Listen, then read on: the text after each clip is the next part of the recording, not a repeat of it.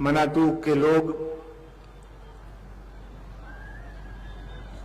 सभी को मेरा प्रणाम है। और आज के दिन इस पावन प्रांगण में जो राजमणि दीदी नीलम आनंद का जन्मस्थान है, जन्मस्थली है, आप सभी यहां इतनी संख्या में आए हैं जितना अंदाजा तो नहीं था, लेकिन यहाँ के स्थानीय लोगों ने और पूरे झारखंड के लोगों ने, जहां से भी लोग आए हैं, कार्यकर्ता के रूप में भी जुड़े हुए हैं सभी लोग। सब लोगों की सराहना मैं करता हूं। मैं देख रहा हूं, एक दो दिन से मौका मिला नजदीक से देखने का। सभी लोगों ने बहुत मेहनत करी है। एक बार और मेहनत की आवश्यकता है, क्योंकि ये भाई बहन जहां से भी आए हैं देश के कोने कोने से, साहब श्री हरिंदर आनंद जी और दीदी नीलम आनंद के कलेजे के टुकड़े हैं। सभी उनके बहुत प्रिय हैं। तो सभी से मेरा ये निवेदन होगा कि यहां से अपने घरों की तरफ, गंतव्य की तरफ जाते वक्त एक दूसरे का ध्यान रखें, बच्चों का हाथ न छोड़ें, पकड़ के रखें उन्हें। जहां आपने अपनी गाड़ियां लगवाई हैं वहीं जाएं और धीरे धीरे यहां से जाने का प्रयास करेंगे। क्योंकि चर्चा की कड़ी में मुझे विषय दिया गया है कि मैं अपनी अनुभूति आप सबों से बताऊं, साझा करूं। तो मेरी सबसे बड़ी अनुभूति है कि मैं जैसे आप सभी परिवार है, उस परिवार का मैं हिस्सा हूं। मैं भी एक शिव शिष्य हूं आप सबों की तरह। ये एक अनुभूति है, इससे अच्छी अनुभूति और क्या हो सकती है। साहब और दीदी ने तो हवा मिट्टी पानी की तरह 3 सूत्र बांट दिए। अब हमारी और आपकी जिम्मेवारी है कि इन 3 सूत्रों को लोगों को बांटा जाए। साहब हमेशा कहते थे, बांटो यार, तुम्हारे पास जो चीज है। बांटने से चीजें बढ़ती हैं। और इससे अच्छी चीज क्या बांटी जा सकती है कि हम और आप शिव को बांटने चले। हम और आप शिव को दे रहे हैं लोगों को। और जिनके जीवन में शिव आ जाते हैं ना, दीदी कहती हैं कि उनका जीवन शिवमय हो जाता है। तो आप सबों का जीवन शिवमय हो जाए, सुखमय हो जाए। आप भी शिव की तरफ चले, आपका मन शिव की तरफ चले, क्योंकि साहब ने कहा है आओ चले शिव की ओर। तो शिव की ओर कदम तो जाएंगे नहीं, मन जाएगा हमारा और आपका। तो मन को अपने गुरु शिव की तरफ ले चलने की कोशिश करिए। और जहां तक अनुभूति की बात है, मैंने आपको बताया ही, मैं शिव का शिष्य हूं। जैसे आप हैं वैसे मैं भी हूं। इस बात को समझिए और लोगों को भी समझाने का प्रयास करिए। क्योंकि आपकी संख्या बहुत ज्यादा है, मुझे चिंता भी हो रही है। यहां बैठे सभी लोग आप ही की सेवा के लिए यहां मौजूद है। तो आपसे भी विनती होगी कि जरूर अपना ध्यान रखें। आप अपने साथ जिनको लाए हैं उनका भी ध्यान रखें और बड़े इत्मीनान से यहां से जाने का प्रयास करिएगा। ये मेरी विनती है, इसको जरूर मानने की कोशिश करिएगा। अब और भी वक्ता लोग हैं, आप उनसे सुनिए। आप सबों के चरणों में मेरा प्रणाम। सुना हम लोगों ने भी मोनू भैया से। आगे जो विषय है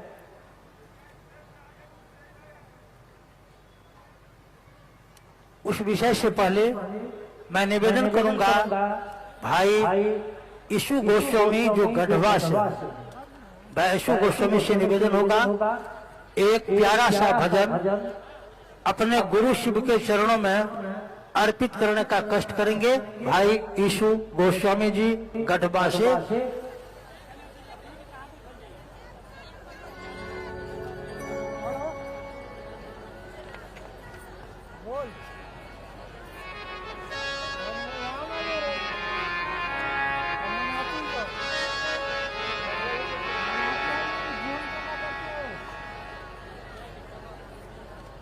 खत्म होता है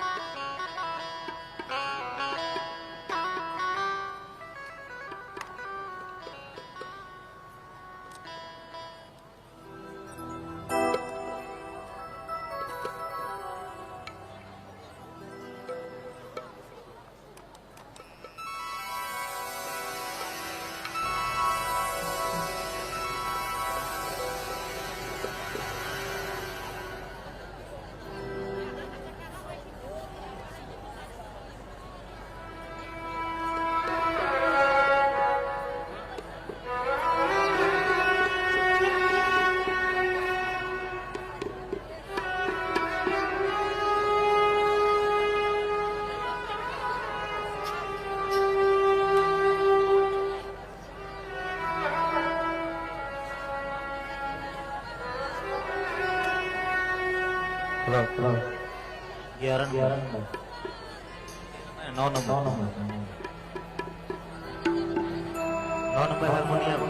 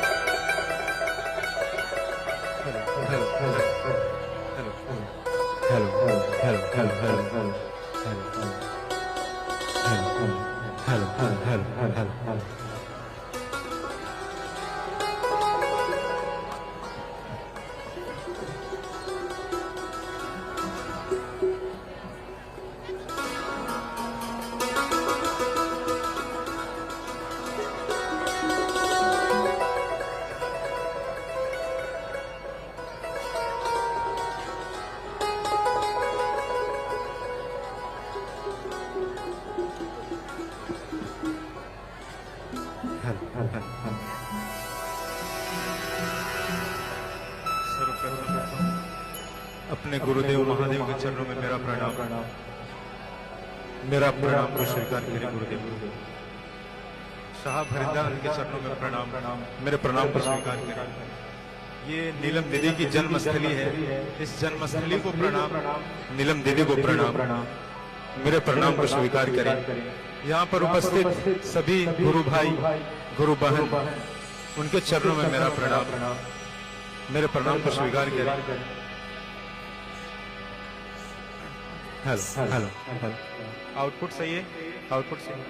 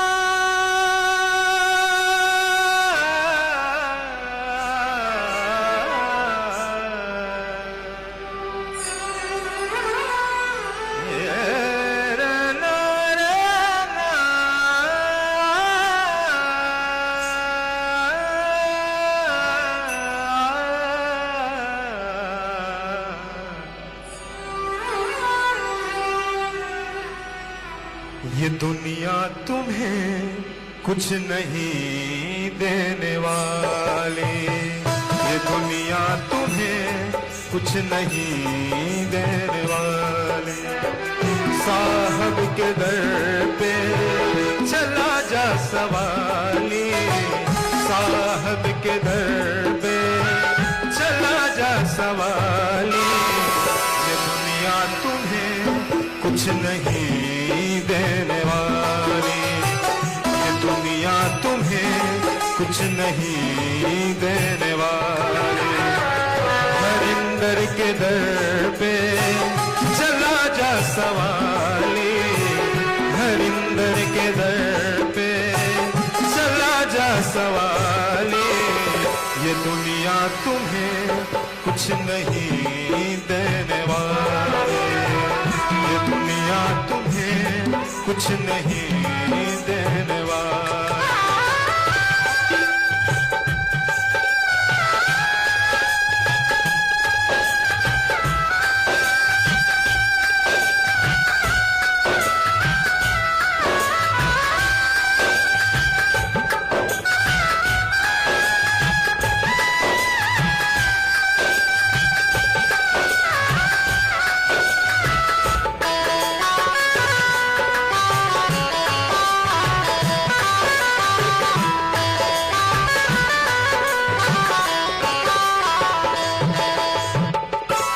उधर कमो है ताज सारा जमाना, हसी उधर कमो है ताज सारा जमाना। हसी उधर पे दोनों जहां का खजाना, हसी उधर पे दोनों जहां का खजाना। वहां सारी दुनिया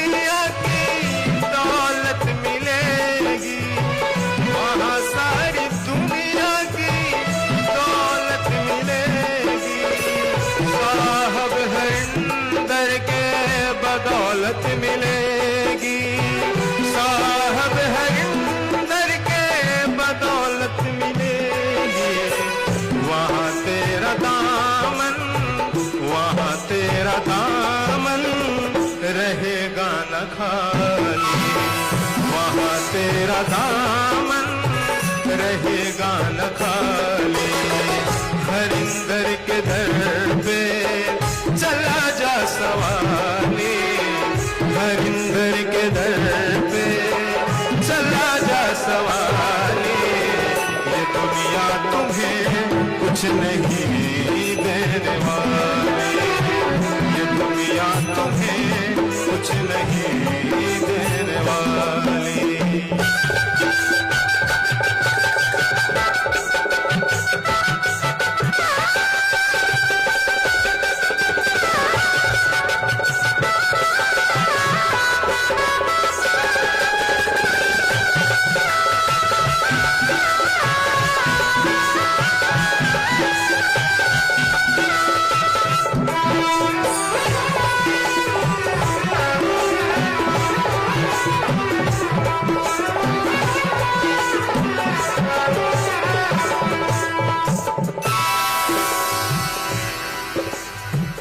तीन सूत्र को तुमने बताया है, तीन सूत्र को तुमने बताया। दया चर्चा नमन तूने समझाया, दया चर्चा नमन तूने समझाया। तमन्ना है ये है कि हम भी चले, तमन्ना है यह कि हम भी चले। जहाँ तुमने खुद को शिव में समाया, जहाँ तुमने खुद को शिव में समाया। चलो आज कर ले, चलो आज कर ले शिव की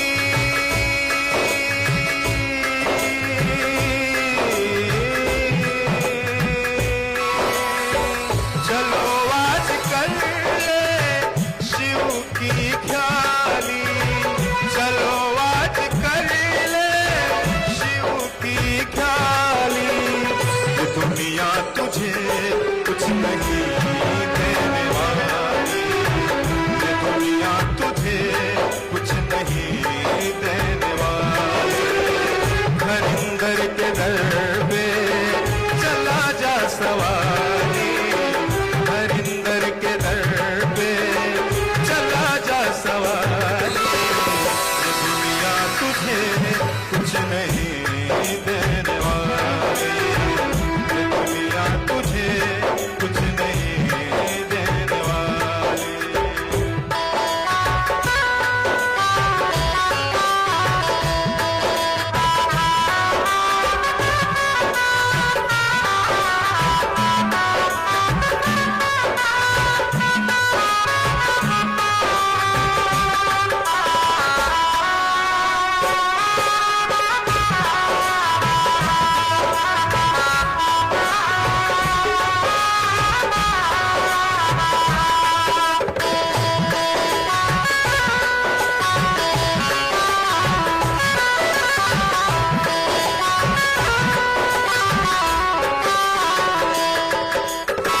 सुनो दुनिया वाले साहब की जुबानी, सुनो दुनिया वाले साहब की जुबानी। शिव जैसा गुरु कोई ना और ना ज्ञानी, शिव जैसा गुरु कोई ना और ना ज्ञानी। आओ हमें सब शिष्य बने,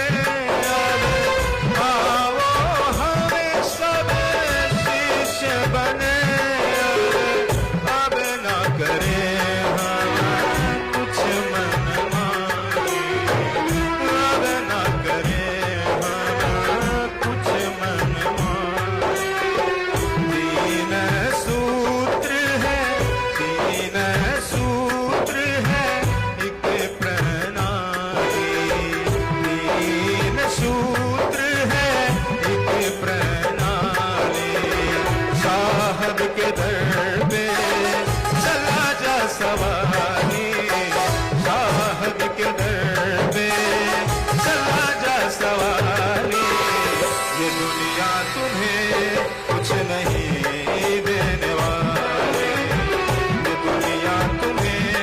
कुछ नहीं देने।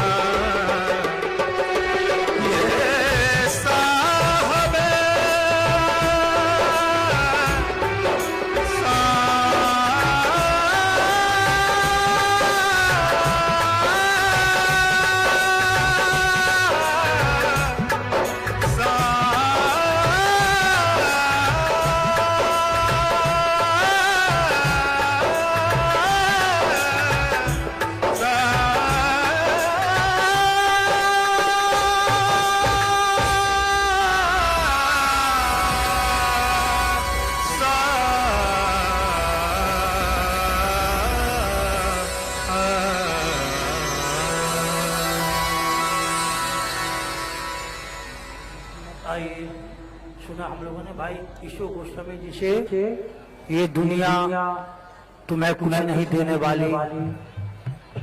और आगे जो विषय हमने आपसे पूर्व में निवेदन किया, फिर मैं कहूंगा आप जगह लेकर बैठ जाए, इधर उधर आप घूमेंगे, बात ठीक से सुन नहीं पाएंगे और फिर समझने में दिक्कत होगी। जो विषय है अब मानव जीवन में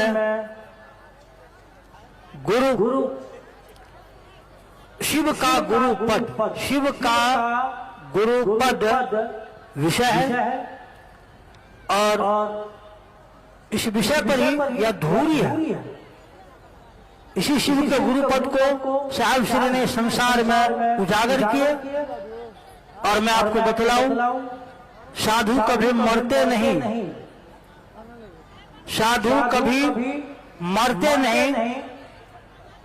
एक आकाशवाणी आई और उस आकाशवाणी ने जिनके दिल को झकझोर दिया वह हमारी आपकी प्यारी बहन अनुनीता आनंद जी। मेरा निवेदन होगा, हम लोग प्रेम से बोलते हैं लवली दीदी, लवली दीदी से निवेदन होगा शिव का गुरु पद विषय पर अपनी भावनाओं को हमारे आपके दिनों तक पहुंचाएगी लवली दीदी हमारे बीच।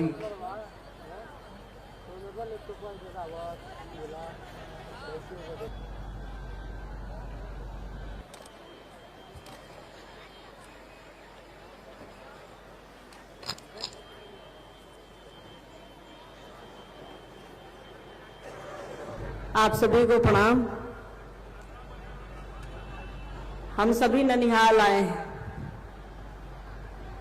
मुझे मालूम है कि आप लोग यहाँ या हम लोग यहाँ चर्चा करने और चर्चा सुनने नहीं आए हैं, सभी को मालूम है। यहाँ हम आए हैं अपनी माँ के घर ननिहाल। जिस जगह पर हम आप बैठे हैं, कई लोगों ने अन्न मिलाकर पढ़ा होगा, जहाँ बैठे हैं हम आप, ये यही गढ़ का पिछला हिस्सा है जहाँ एक साधु बाबा ने रात के अंधेरे में साहब को कहा था कि वो टूटा हुआ शीशा उठाकर देखो। तो साहब ने देखा था, तो साहब ने कहा था कि इसमें मैं थोड़े ही हूँ, ये यही वो जगह है, गढ़ का पिछला हिस्सा। कहानियों में आप लोगों ने सुना होगा, साहब की चर्चा सुनी होगी और अन्न मिलाकर में भी आप लोगों ने पढ़ा होगा, ये वही जगह है। हम लोग ननिहाल आए हैं तो यहाँ के लोग, हमारे मामू, आपके मामू, आपकी मामी, सारे भाई बहन लोग मिल करके लगने नहीं दे रहे हैं कि माँ बाप नहीं है। ननिहाल में जैसे स्वागत होता है बच्चों का, वैसे ही हो रहा है, हमारा भी हो रहा है, आपका भी हो रहा है, सभी का हो रहा है। तालियां बजनी चाहिए इन लोगों के लिए, निश्चित रूप से तालियां बजनी चाहिए। अभी हम लोग यहाँ हैं, भैया बात करेंगे, भाभी बात करेंगी आपसे। तो यहाँ हम आप इकट्ठा हुए हैं महादेव गुरु की बात करने को इकट्ठा हुए हैं, पर मुझे मालूम है, हम सबको मालूम है कि बस ये एक औपचारिकता है। यहाँ आए हैं आप और हम इस मिट्टी को प्रणाम करने के लिए, इस धरती को प्रणाम करने के लिए जिसने दी नीलम आनंद को जन्म दिया।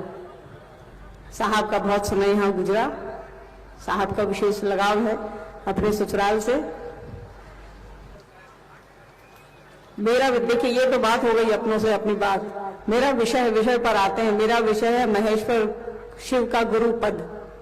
अगर महेश्वर शिव का गुरु पद न होता तो आज हम आप यहाँ इकट्ठा होते क्या, लाखों की संख्या में नहीं होते। वो गुरु हैं, इसीलिए आज हम आप इकट्ठा हैं। किताबें कहती हैं, सभी शास्त्र पुराण उपनिषद कहते हैं कि शिव गुरु हैं। आप रामायण में उठाकर देखें, महाभारत उठाकर देखें, कोई भी ग्रंथ, हमारे सनातन के जो भी ग्रंथ हैं, धार्मिक हो या आध्यात्मिक हो, सभी में ये बात मिलती है कि शिव को गुरु कहा गया है। शंभवे गुरुवे नमः, शिव पुराण में उसकी जो संहिता है, उसका जो चैप्टर है, उसमें 10वें अध्याय में ये लिखा हुआ है, सकला कल रूपाय संभवे गुरुवे नमः। मतलब जो शरीर में है, जो साकार हैं, जो दिख रहे हैं, और जो शरीर में नहीं है, जिन निराकार हैं, वैसे स्वरूप वाले कल्याणकारी शिव को गुरु कहा गया है, उनको नमन किया गया है। गुरु गीता भी कहती है, जो बहुत फेमस किताब है अध्यात्म की, कि गुरु शिव हैं और शिव ही गुरु हैं। बड़े अच्छे से समझाया हुआ है, जैसा ने समझाया है हमको और आपको, कि गुरु शिव हैं और शिव ही गुरु हैं, उनका ज्ञान ही गुरु है। शिव को पकड़े, उनकी दया को पकड़े, एक ही बात है। हमारे सनातन में चलता है गुरुर ब्रह्मा गुरुर विष्णु गुरुर देवो महेश्वर गुरु साक्षात पर ब्रह्म तस्मै श्री गुरुवे नमः। गुरु पद को ये श्लोक सबसे बढ़िया तरीके से समझाता है कि गुरु किसको कहा गया है। गुरु परमात्मा को कहा गया है। गुरु में ही वैष्णवी शक्ति है, गुरु में ही ब्रह्मांडी शक्ति है, गुरु में ही संहार की शक्ति है। मतलब गुरु हमारे अज्ञान को तोड़ते हैं, हमारे अज्ञान को खत्म करते हैं, हमारी अज्ञानता का संहार करते हैं, हमारे भीतर, हमारी बुद्धि में, हमारे मन में ज्ञान का बीज बोते हैं। इसीलिए कहा गया है कि उनमें ब्राह्मणी शक्ति है, वैष्णवी शक्ति और रुद्रात्मिका शक्ति है। सभी सारी शक्तियां उस गुरु में ही हैं और उसी गुरु को परमात्मा कहा गया है, उन्हीं को महेश्वर कहा गया। वही शिव है, वही शंकर है, जो कल्याण करने वाला है वो शंकर है। कहा गया, एक लाइन है ना, शह संग करोति शंकर, जो कल्याण करता है उसको शंकर कहते हैं। वही हमारे आपके गुरु हैं। सभी किताबें कहती हैं। साहब को ये बस ज्ञात हुआ सन 1974 में कि भाई जब परमात्मा को ही गुरु कहा गया है तो परमात्मा को ही गुरु बना लिया जाए। साहब ने ये अपने परिवार में सुन रखा था, दादाजी और दादी माँ से सुन रखा था कि शिव को परमात्मा कहा गया है, और ये श्लोक, इस श्लोक के आधार पर उन्होंने शिव को गुरु बना लिया। और गुरु ऐसा बनाया, रात के अंधेरे में बनाया सन 1974 में, नवंबर के महीने में, गांगी श्मशान में। और आज देखिए, एक आदमी ने अंधेरे में शिव को गुरु बनाया और आज हमारे आपके जीवन में, करोड़ों लोगों के जीवन में रोशनी फैल गई है। तो ये गुरु का पद ही ऐसा है, इनके बिना हम आप कुछ कर ही नहीं सकते हैं। सब कुछ अछूता है, ज्ञान नहीं है तो हम आप कुछ नहीं कर सकते हैं। सारी चीजें ज्ञान से रिलेटेड है। हमको और आपको मोबाइल मिल जाए, कोई अगर नहीं बताए कि ये ऑन कैसे होगा, ऑफ कैसे होगा, नंबर कैसे लगेगा, तो हम आप कुछ नहीं कर सकते हैं। तो ज्ञान गुरु देते हैं। अब ज्ञान किस संदर्भ में हमको और आपको चाहिए, ये थोड़ा समझने की आवश्यकता है कि मोबाइल सीखना है, जगत सीख रहा है, या शिव को सीखना है। उनको बस समझा ही जा सकता, साधा तो जा नहीं सकता। तो उनसे दया पाने के लिए साहब ने हमको और आपको 3 काम बताया कि शिव का गुरु पद तभी परिभाषित होगा जब उनके शिष्य होंगे। साहब की बात याद रखिए, दीदी माँ की बात याद रखिए। उन्होंने कहा है कि इतना अच्छा गुरु है, उसका चेला ही नहीं है। साहब ने जब शिव को गुरु बनाया, चमत्कार सीखने के लिए बनाया, उन्होंने कहा महादेव से कि मैं जानता हूं कि आप मुझे चमत्कार नहीं सिखाएंगे, फिर भी मैं आपको छोड़कर नहीं जाऊंगा। तो जब गुरु बढ़िया मिलेगा तो वो चेला को ढूंढ लेगा। साहब ने लिखा शिष्यानुभूति में, गुरु शिष्य की तलाश करते हैं। गुरु बढ़िया होगा, चेला ढूंढ लेगा उसको। चेला को गुरु ढूंढने की जरूरत नहीं है, खुद ही गुरु ढूंढ लेते हैं। तो इस पद की सार्थकता ही यही है कि हम आप हों। कोई माँ है तो उस शब्द की सार्थकता यही है कि उसके बच्चे हैं, वो किसी से प्रेम करती है, कोई उसकी संतान है। तो वैसे ही गुरु शब्द ही ऐसा है जिसका अर्थ है कि चेला है, शिष्य है। कोई डॉक्टर है मतलब मरीज है, रोगी है। तो ये समझना होगा कि अगर गुरु का पद है मतलब चेला है उसका। तो सनातन से ही चला आ रहा है शिव गुरु का पद। उनको विश्व गुरु कहा गया, गुरुओं का गुरु कहा गया, गुराधिपति कहा गया, सब गुरुओं का अधिपति कहा गया। तो उनके शिष्य बनने की बस प्रक्रिया चल रही है। किसी ने बताया नहीं हमको और आपको।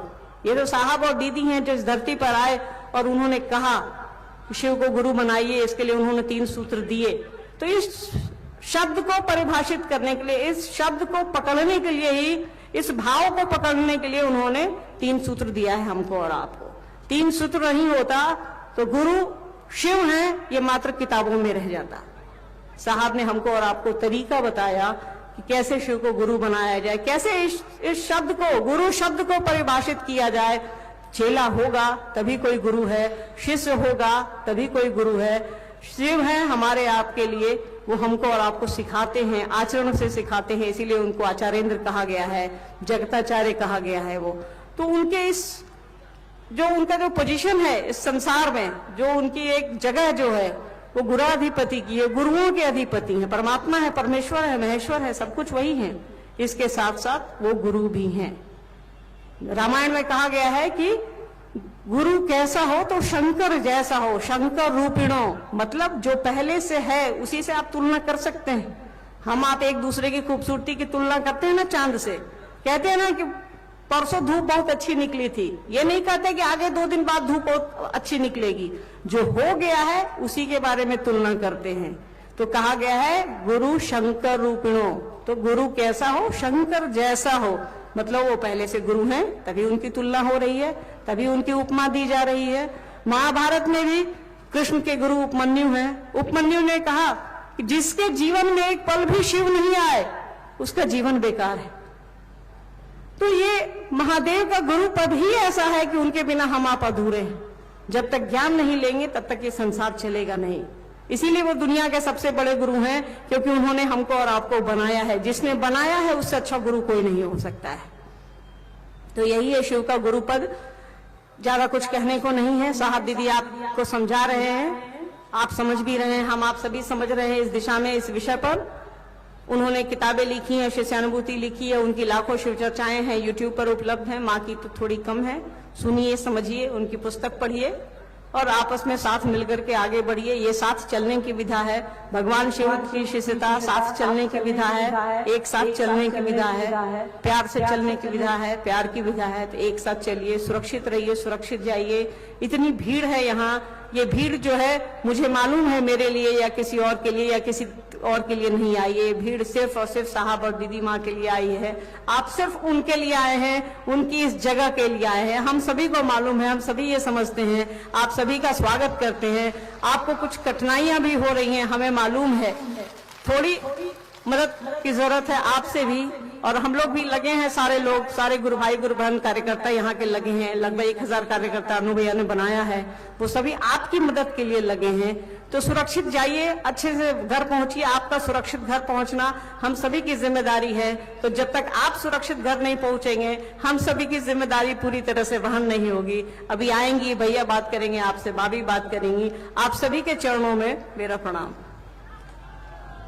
सुना हम लोगों ने लवली दीदी से शिव का गुरु पद और बहुत सारी बातें।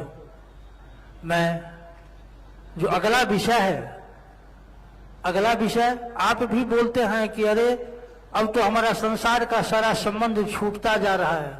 जो मेरे गुरु भाई हैं, मेरे गुरु बहन हैं, वही मेरे अपने हैं। विषय है अपनों से अपनी बात, अपनों से अपनी बात। और इस विषय पर मैं प्रार्थना करना चाहूंगा। हमारे आपके बीच अर्चित आनंद भैया उर्फ अनु भैया मौजूद हैं। अर्चित आनंद भैया से मेरा निवेदन होगा, हम प्रार्थना करना चाहेंगे। अपनों से अपनी बात, 2 शब्द आप हमारे दिलों में महादेव की दया और साहब श्री दीदी जी के आशीर्वाद से रखने का कष्ट करेंगे। अनु भैया हमारे बीच।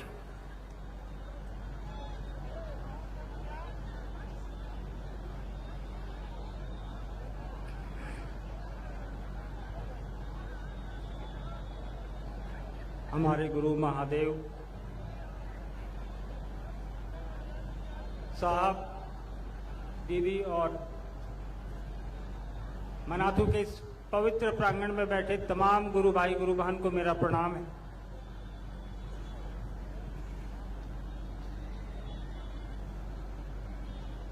वर्षों बाद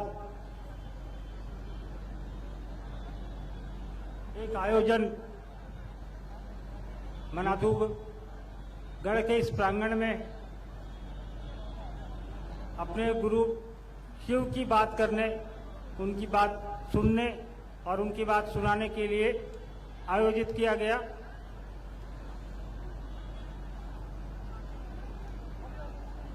हमारी आपकी माँ दीदी नीलम आनंद की यह जन्मस्थली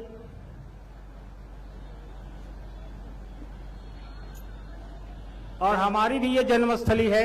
हम लोगों का भी जन्म इसी स्थल पे हुआ है, मनातू में ही। तो विशेष लगाव तो है मनातू से हम लोगों का।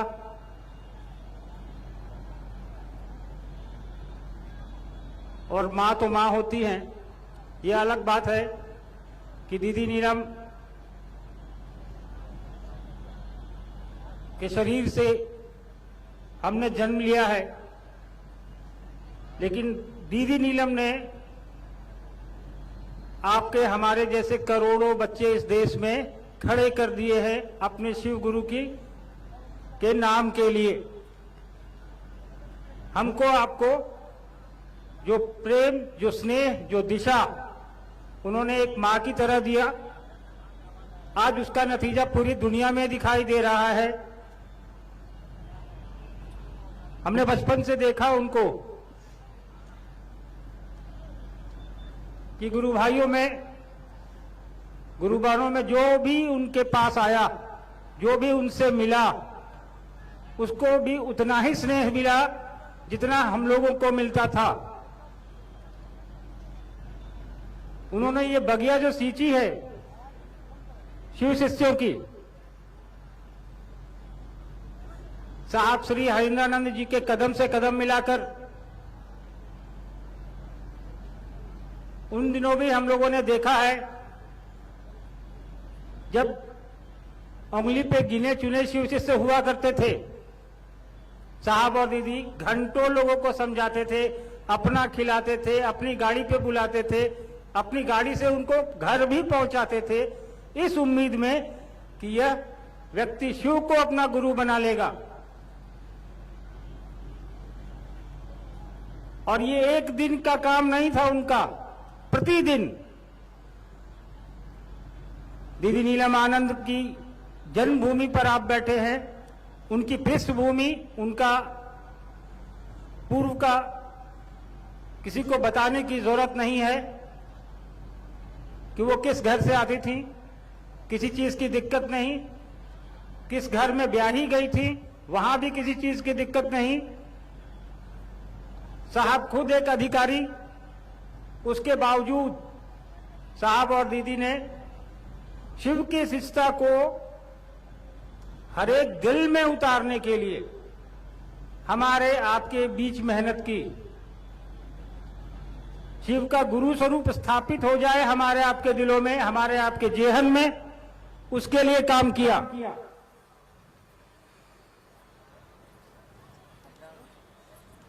एक पुत्र होने के नाते थोड़ा सा आप लोगों से ज्यादा हिस्सा मुझे प्राप्त है, वो स्वाभाविक भी है, लेकिन वो सांसारिक होता है। हर मां के लिए उसका पुत्र, उसकी पुत्री जो है प्रिय होती है। लेकिन अध्यात्म में, शिव की शिष्यता में साहब और दीदी ने कोई भेद नहीं किया अपने घर के लोगों में और शिव के शिष्यों में।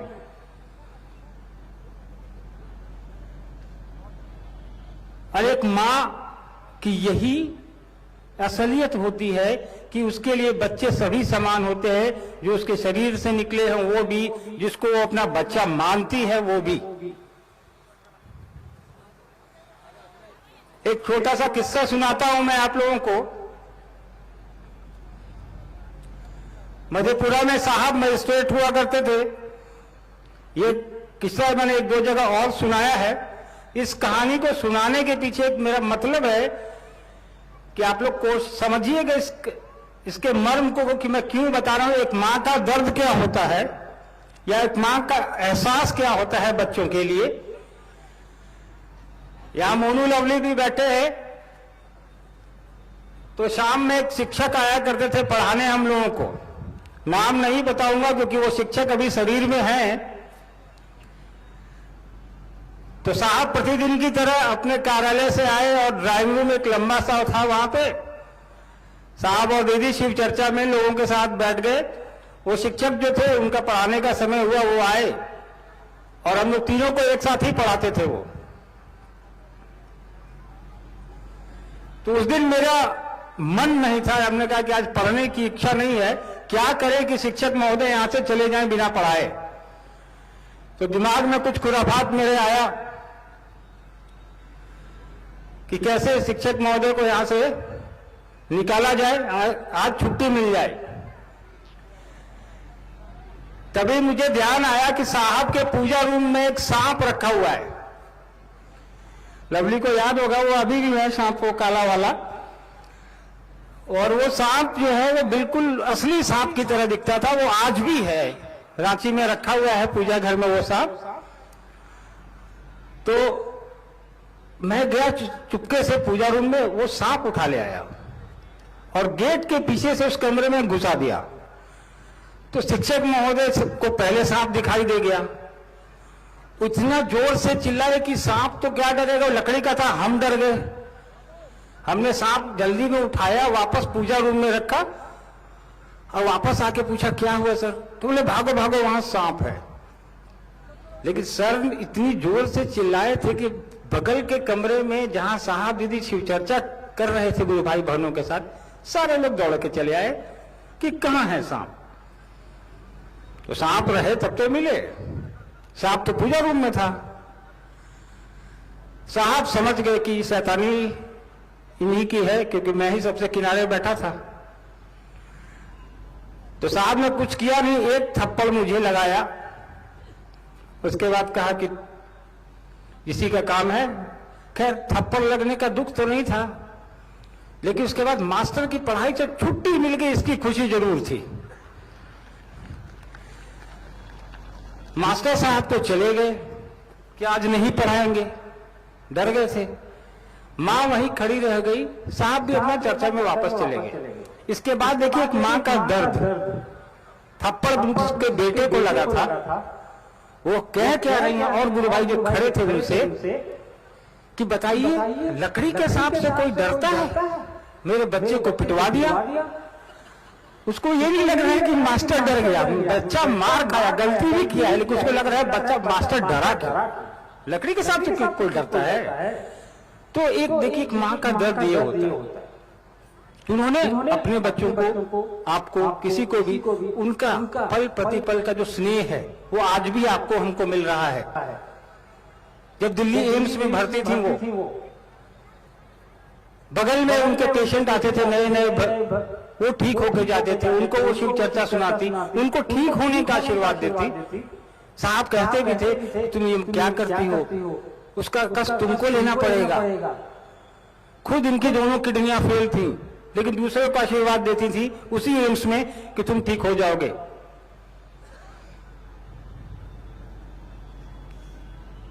तो आप और हम उस मां की भूमि पर आए हैं, उस मां से आशीर्वाद लेके वापस जाएंगे कि जो उन्होंने रास्ता दिखाया है उस पर हम और आप चल सकें। उनके सभी अपने हैं, कोई पराया नहीं है। जो यहाँ आया है वो भी उनका है, जो सुन रहा है वो भी उनका है, जो मनातुर नहीं आ पाए हैं वो भी उनके हैं, और जो गुरु भाई गुरुबन नहीं है वो भी उनके अपने हैं। और साहब ने उस महादेव से जुड़ने को आपको हमको बोला जिसकी पूरी सृष्टि है, जिसने पूरी दुनिया बनाई है। तो महादेव के तो सभी अपने हैं, तो शिव के शिष्यों के भी सभी अपने ही होंगे। शिव का शिष्य कभी भेद नहीं कर सकता, कभी किसी को अपने से दूर या अलग करने की नहीं सोच सकता। वैसे भी शिष्य का मतलब ये होता है अनुशासन में रहने वाला। आप और हम महादेव के शिष्य हैं। अनुशासन में रहना हमको आपको सिखाया है साहब दीदी ने। इतनी बड़ी संख्या में आप और हम यहां मौजूद हैं। पलामू जिले के सक्रिय लोग अन्य भी जिलों से कार्यकर्ता स्वयंसेवक गुरु भाई गुरु बहन यहाँ पिछले 4 दिनों से लगे हैं। हमारे मामा लोग ने लगातार कोशिश की है कि आप लोगों की मदद कर सके, बेहतर व्यवस्था दे सके, लेकिन छोटी जगह है, कुछ त्रुटियां रही होंगी, तो ये आपका भी घर है, इसे उन त्रुटियों को नजरअंदाज करिए। हम और आप शिव के शिष्य हैं, अपने साहब के बताए रास्ते पर चलने वाले लोग हैं। दीदी के घर आए हैं, उतनी ही बेहतर तरीके से हम वापस भी होंगे जितना बेहतर तरीके से हम आए हैं। वापस जाने के लिए आपके पास सुविधाएं हैं, जैसे आप आए हैं वैसे ही जाएंगे, लेकिन हम आप लोगों से अनुरोध करेंगे कि जो लोग बाहर हैं वो धीरे धीरे निकलेंगे, अंदर बैठे लोग अपनी जगह बैठे रहेंगे। जब कार्यक्रम समाप्त होने के बाद भी भजन चलता रहेगा, धीरे धीरे लोग अपने आगे वाले को जाने देंगे। पहले मैं ज्यादा समय नहीं लूंगा, दूर है, आप लोग जहां से भी आए हैं वापस भी जाना होगा। अभी बरखा जी भी आई हैं। हमारी एक इच्छा है, हम अपने मामा लोगों से एक इच्छा जाहिर करते हैं, अगर आप लोग हमारी इच्छा का समर्थन करेंगे तो जवाब देंगे। हम चाहते हैं, या पूरा परिवार हमारा चाहता है कि मनातू में दीदी की स्मृति में एक भवन बने। मामा लोग से कहते हैं कि थोड़ा जमीन हम लोग को दे दें, ताकि हम लोग दीदी की स्मृति में एक यहाँ भवन बना सके। बहुत लोग दर्शनार्थ यहाँ आते हैं तो उनकी सुविधा भी हो जाएगी। स्मृति में भवन भी बन जाएगा, कुछ लोगों को आराम भी मिल जाएगा। चलिए, इस उम्मीद में कि फिर दोबारा मुलाकात होगी इसी जगह पे, हो सकता है इससे बड़ी जगह पर हो।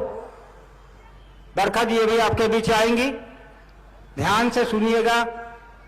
आप सभी को मेरा प्रणाम है।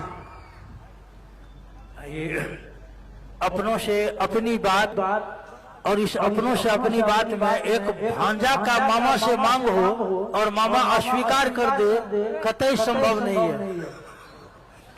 मामा को तो स्वीकार है ही, हम लोगों को भी यह संकल्प लेना होगा कि यहाँ हम लोग दीदी जी का एक स्मृति भवन बनाएंगे। आइए, हमारे आपके बीच बरखा दीदी आएगी, उससे पहले एक भजन आप लोग सुनना ही चाहेंगे। एक भजन के लिए हम निवेदन करेंगे। भाई चंदन जी जो सहरसा से हैं, भाई चंदन जी से मेरा निवेदन होगा, एक भजन अपने गुरु शिव के चरणों में अर्पित करने का कष्ट करेंगे। और आप तमाम भाई बहनों से निवेदन होगा, भजन का आनंद लेते हुए जो खड़े हैं जहां कहीं भी कृपया बैठ जाए, जो खड़े हैं वे बैठ जाए। एक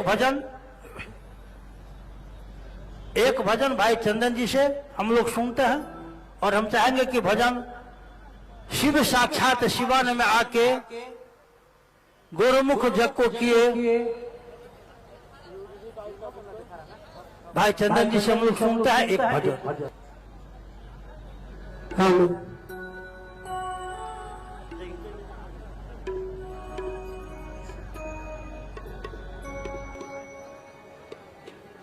हेलो हेलो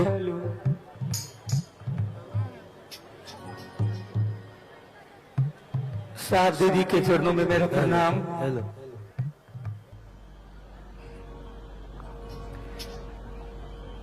आज जो ये जन सैलाब है,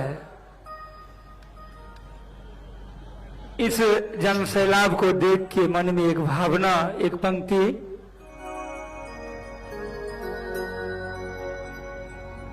हम सब आए हैं, हम सब आए हैं। कहाँ आए हैं? अपने अपने ननिहाल, आके हो गए निहाल, हम सब आए हैं। आइए, प्यारा सा भजन।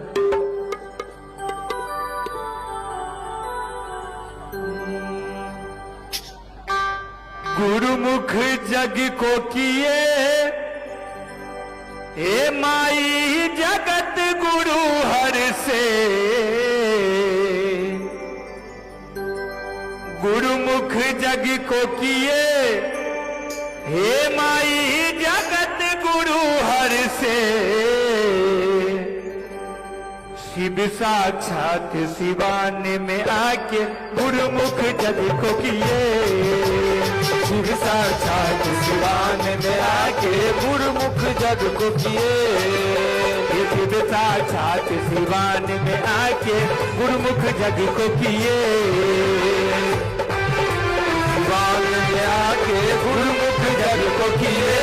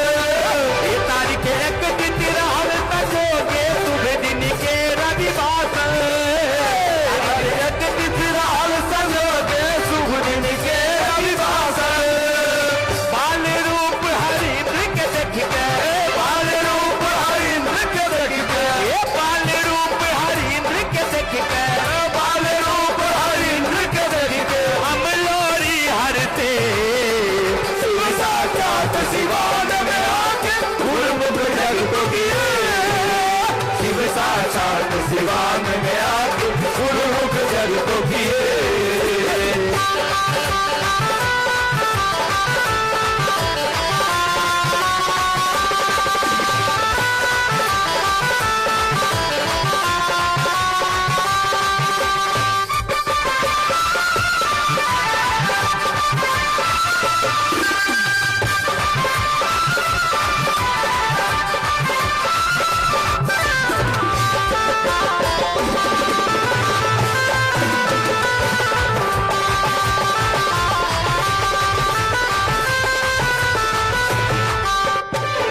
और साहब के माता जी का नाम क्या है, थोड़ा गौर करेंगे। हे माता राधा के आंचल में शिव साक्षात खिलावे, माता राधा के आंचल में शिव साक्षात खिलावे, हे माता राधा के आंचल में शिव साक्षात खिलावे, माता राधा के आंचल में शिव साक्षात खिलावे। बाबू विश्वनाथ जगत में शिव के सगरे घुमावे, बाबू विश्वनाथ जगत में शिव के सगरे घुमावे।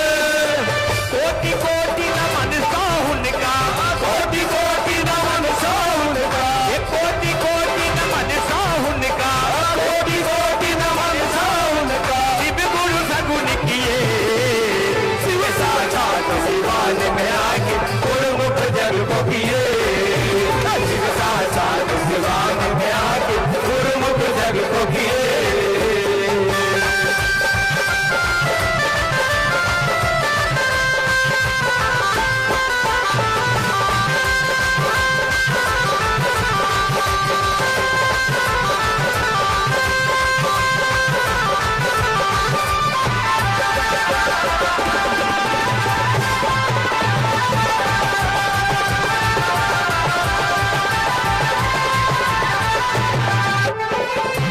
और ये पंक्ति दीदी के लिए है, गौर करिएगा। दीदी जिस दिन जन्म ली थी उस दिन नाग पंचमी था। नाग पंचमी दीदी जी स्टेट मना तू प्रगटे, नाग पंचमी दीदी जी स्टेट मना तू प्रगटे, नाग पंचमी दीदी जी स्टेट मना तू प्रगटे, नाग पंचमी दीदी जी स्टेट मना तू प्रगटे। जिस घर में दीदी की जन्म हुआ उस घर के ऊपर में नाना और नानी का फोटो लगा हुआ है, आप लोग देखे होंगे। नाना जी का नाम और नानी जी का नाम थोड़ा गौर कीजिएगा।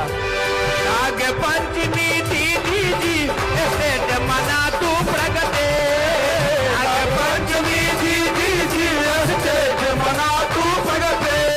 बाबू जगदीश्वर माता भूमिका देख मुदित मन हरते, बाबू जगदीश्वर माता भूमिका देख मुदित मन हरते।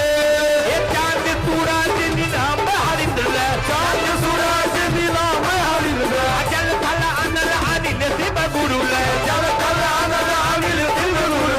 नभ मंडल तरते शिव साक्षात शिवान में आके गुरुमुख जग को किए, शिव साक्षात शिवान में आके गुरुमुख जग को किए।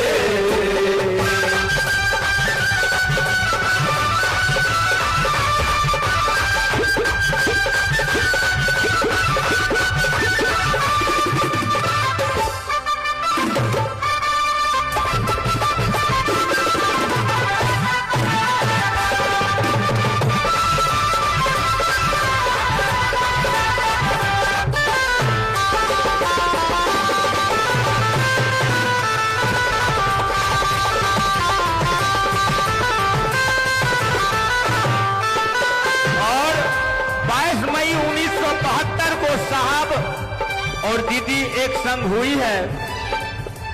22 मई 1972 शिव संग शक्ति शोभे, 22 मई 1972 शिव संग शक्ति शोभे।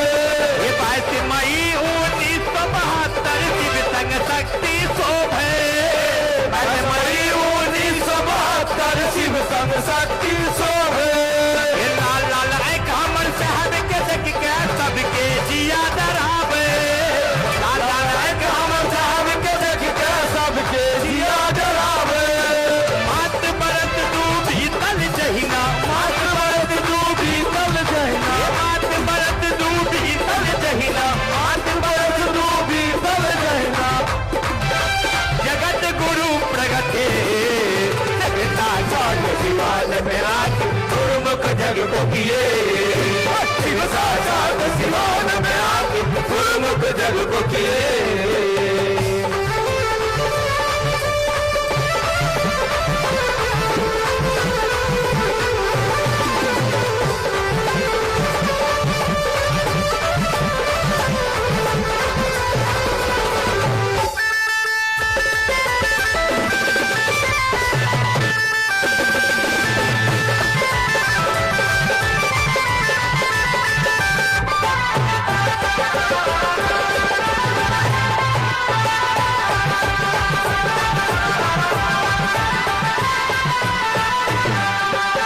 सन 1974 आरा समतान बुलावे, सन 1974 आरा समसान बुलावे।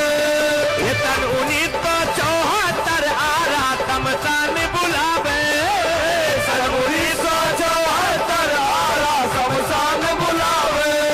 26 बरस के युवा हृदय का युवा गुरु बहरावे, 26 बरस के युवा हृदय का युवा गुरु बहरावे। स्वयं सदा शिव हरिद्र में बस के, स्वयं सदा शिव हरिद्र में बस के, स्वयं सदा शिव हरिद्र में बस के, स्वयं सदा शिव हरिद्र में बस के। अपने से जोड़े शिव साक्षात शिवान में आके गुरुमुख जग को किए, शिव साक्षात शिवान में आके गुरुमुख जग को किए।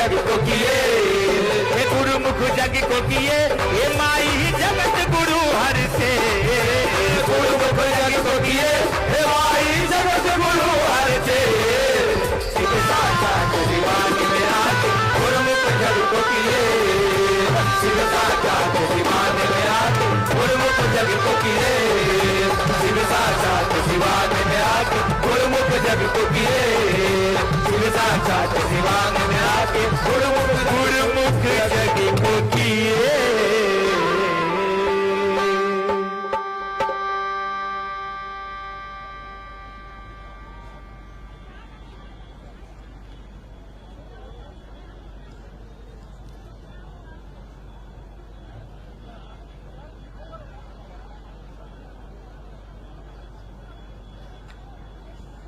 हेलो हेलो मैं टेस्टिंग हेलो।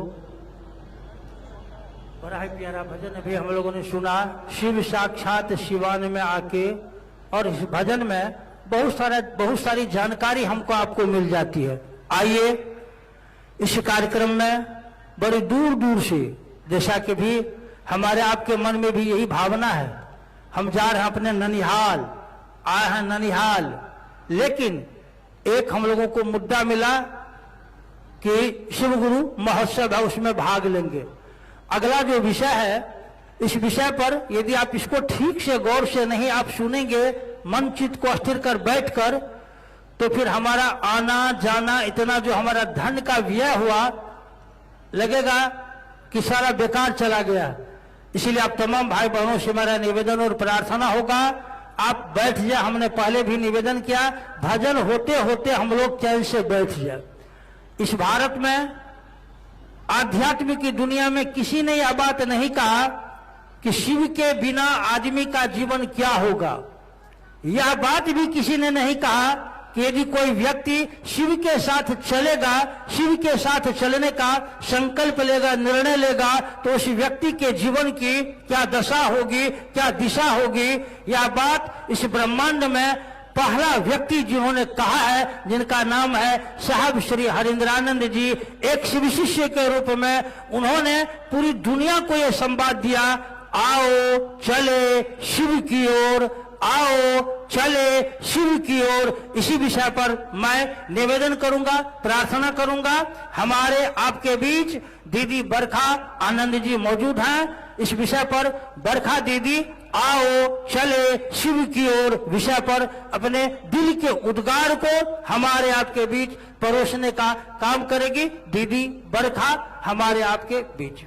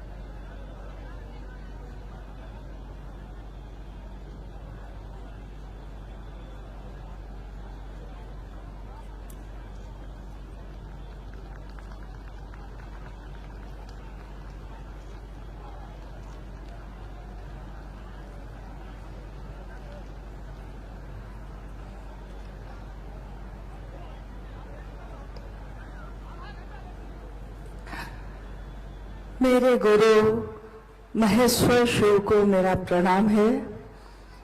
इस कालखंड के प्रथम शिव के शिष्य, हम सबों के परम आदरणीय वर्ण गुरु भ्राता साहब श्री के चरणों में मेरा प्रणाम है। शक्ति स्वरूपा मां नीलम आनंद जी के चरणों में मेरा प्रणाम है। और मनातू की इस पावन भूमि पर, मां नीलम आनंद जी की जन्म स्थली पर उपस्थित आप सभी गुरु भाई गुरु बहन और इस पावन भूमि को भी मेरा प्रणाम है। हम सबका परम सौभाग्य है कि आज 18 जनवरी 2026 का ये शिव गुरु महोत्सव साक्षी बन रहा है। असंख्य गुरु भाई गुरु बहनों का, शिव शिष्यों के इस सैलाब का मां नीलम आनंद जी और साहब श्री ने जो चाहा उसका मूर्त रूप होकर जो उतरा है इस धरा पर, उच्च शिव शिष्यता का शिव गुरु महोत्सव जो यहां आयोजित हुआ है, वर्ष 2012 के बाद, इतने वर्षों के बाद आज यहां पुनः सभी गुरु भाई गुरु बहन एक साथ इकट्ठे हुए हैं और सबके मन में एक ही मनसा है कि इस भूमि का स्पर्श कर ले जो इतनी पावन है, जिसने शक्ति स्वरूपा मां भगवती स्वरूपा दीदी नीलम आनंद जी का जन्म स्थान होना स्वीकारा है। और आप जानते हैं कि जब नाग पंचमी के दिन 27 जुलाई 1952 को दीदी नीलम आनंद जी का जन्म इस स्थान पे हुआ था, तो ये घटना है कि उस दिन उस बिस्तर के नीचे असंख्य सांप के बच्चे गुच्छे में लिपटे हुए पाए गए थे और सबको वहां से उठवाकर सुरक्षित बाहर जंगल में रखा गया। परंतु आज भी अचरज है इस बात का कि इतने सांप के बच्चे एक साथ उस बिस्तर के नीचे कहां से आए, कैसे आए, कोई नहीं जानता। मनातू की यह धरती मां नीलम आनंद की जन्मस्थली के साथ साथ इस बात की साक्षी भी है कि उसने साहब और दीदी के परिणय सूत्र का भी दर्शन किया। यानी 22 मई सन 1972 को इसी स्थान, इसी धरती पे साहब और दीदी का विवाह भी संपन्न हुआ। तो मनातू दोनों अर्थों में बहुत ही महत्वपूर्ण है, एक जहां जन्म हुआ और दूसरा जहां उनका विवाह भी हुआ, जहां साहब दूल्हा बनकर आए और हमारी मां दुल्हन बनी, जहां शक्ति और शिव का मिलन हुआ, वो ये स्थान है। और आज हम सभी उस स्थान पे बैठे हैं और मेरी अनुभूति है ये कि जब से हम लोग आए हैं मनातू में, लगता है जैसे कि हर जगह आगे आगे साहब और दीदी ही चल रहे हैं और हम सब उनके पीछे पीछे उनकी संतान, जिसको उस कोख ने शरीर से जन्म नहीं दिया परंतु अपने मन में जन्म दिया। मां नीलम, राजमणि नीलम आनंद जी ने लाखों राजमणि नीलम को पैदा किया। अभी आपने भजन में सुना कि मवार जगदीश्वर जीत सिंह जी और भूमिका देवी की पुत्री राजमणि नीलम जी के बारे में। उन्होंने एक राजमणि नीलम का जन्म देने का श्रेय प्राप्त किया, परंतु उस राजमणि नीलम ने असंख्य लोगों को अपने स्वरूप बनाकर इस धरती के कोने कोने में भेजा, जहां गली गली में आज शिव की चर्चा हो रही है। ऐसी लागी लगन कि मां हो गई मगन, वो तो गली गली हरि गुण गाने लगी। महलों में पली 7 आंगन का ये घर, जिसमें सारी सुख सुविधाएं थी, जिसमें उनका जीवन विचरण कर रहा था। महलों में पली बन के जोगन चली, वो तो शिव की दीवानी कहाने लगी। ऐसी लागी लगन और साहब के साथ कदम से कदम मिलाकर शिव की शिष्यता में वो चल रही है। शिव की शिष्यता इतनी पावन है, इतनी पावन है, जिसमें शिव के गुरु स्वरूप के बारे में हमारे साहब श्री ने कहा कि शिव गुरु हैं और ये कौन शिव हैं? वो शिव चारों दिशाएं जिसका वस्त्र हो, 27 नक्षत्रों पे नाचता ये काल, जिनके नियंत्रण में हो, वो शिव जो नटराज है, जो महाकाल है, जो महामृत्युंजय है, जो महाकालेश्वर हैं, जो महाकपालेश्वर हैं, जो महाऔढ़ेश्वर हैं, जो उमा के पति भी हैं, जो भोला भी हैं और जो न जाने क्या क्या हैं, परंतु वो महादेव मेरे आपके गुरु भी हैं। शिव का गुरु पद ये बताता है कि मनुष्य की शारीरिक शक्ति से बलशाली होती है उसकी मानसिक शक्ति, और उसकी मानसिक शक्ति से भी बलशाली होती है उसकी आध्यात्मिक शक्ति। इसी इंसान के शरीर में अगर कोई आध्यात्म से जुड़ाव करता है तो वो एक पत्थर भी अगर तबीयत से उछालता है तो उसमें आसमान में भी सुराख होने की बिसात है, उसमें आसमान में भी सुराख हो सकता है। इंसान की इच्छा में इतना बल है, इतना बल है, इतना बल है। जिस धरती पे आज ये शिव गुरु महोत्सव हो रहा है, आपने अनमिल आखर में ये पढ़ा होगा जिसमें साहब के जीवन की घटनाओं को लिखा गया है। उसमें लिखा गया है कि मनातू बंगला के, मनातू का जो ये घर है जो आज खंडहर बन गया है, परंतु आज भी उसके कुछ अवशेष शेष हैं और कुछ घर भी बने हुए हैं जिसमें माँ के भाई भाभी, उनके भतीजे भतीजी, बहन बहनोई, सभी लोगों का आना जाना, पूरे लौकिक परिवार का आना जाना लगा रहता है। इस धरती पे जब वो पाटन में, इसके बगल में, मनातू के बगल में एक जगह है पाटन, जब साहब पाटन में पदस्थापित हुए, 1980 के दशक की ये घटना है कि वहां से मनातू बिल्कुल बगल में है, तो साहब और दीदी अक्सर मनातू आते रहते थे। पाटन एक ऐसी जगह है जो पलामू में ही है और मनातू से कुछ ही दूरी पे है। साहब और दीदी के जीवन के बहुत सारी चमत्कारिक घटनाएं यहाँ हुई और उसी दरमियान एक घटना होती है। साहब ने 1974 में शिव को अपना गुरु बनाया। 1980 का दशक चल रहा है। पाटन में वो बीडीओ बनकर पदस्थापित हैं। अक्सर अपने ससुराल मनातू आते रहते हैं और ये वो समय है जब मनातू का ये घर जो आज खंडहर हो गया, जो उस समय बिल्कुल सही था, सही अवस्था में था, इसके चारों तरफ जंगल ही जंगल थे, बगीचे थे, जंगल थे।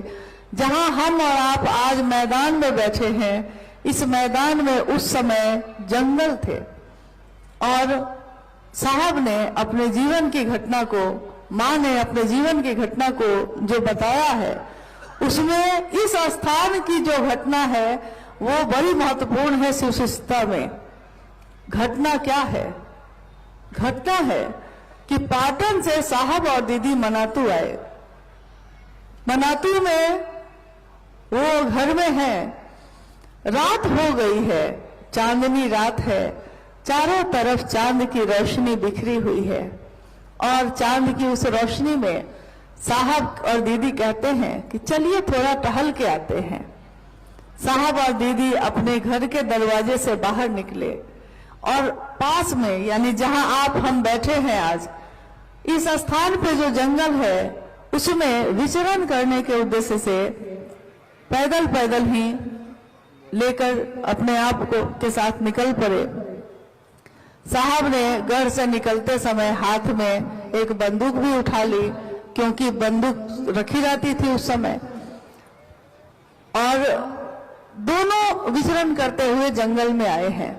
चांदनी रात है, रोशनी है चारों तरफ। उस जंगल में उन्होंने अचानक देखा कि उस चांद की रोशनी में एक अघोरी जो साधु के वेश में बैठा हुआ है, साधु बैठे हुए नजर आ रहे हैं। साहब ने प्रणाम किया। प्रणाम। मां नीलम आनंद जी भी नजदीक आ गई, उन्होंने भी प्रणाम किया। साहब ने उस साधु से कहा, कल्पना करिएगा कि इसी स्थान की वो घटना है और यहीं पे वो जंगल था उस समय। साहब ने कहा, आप अकेले यहाँ क्या कर रहे हैं? साधु ने कहा, तुम अकेले 15 वर्षों तक शमशान में क्या करते रहे?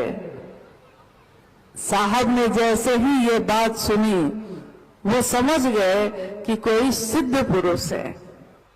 तो साहब ने कहा कि मैं तो आपसे इसलिए पूछ रहा था कि आप अकेले बैठे हैं, लेकिन मैं तो शमशान में साधना करता रहा और मैंने शिव को गुरु बनाया। उस साधु ने फिर से पूछा साहब से कि शिव की तो पूजा करते हैं सारे लोग, तो बताओ तुम शिव को गुरु क्यों मानते हो? लोग शिव को गुरु क्यों माने?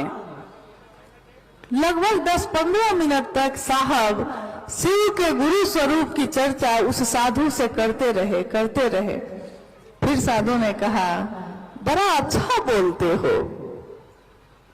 इस पे मां नीलम आनंद जी ने उस साधु से कहा, मां कह रही हैं साधु से कि देखिए ना बाबा, ये अक्सर कहते हैं कि मैं लगता है पिछले जन्म में मैं मेढक था, इसीलिए जब सावन की बारिश होती है तो मुझको बड़ा अच्छा लगता है।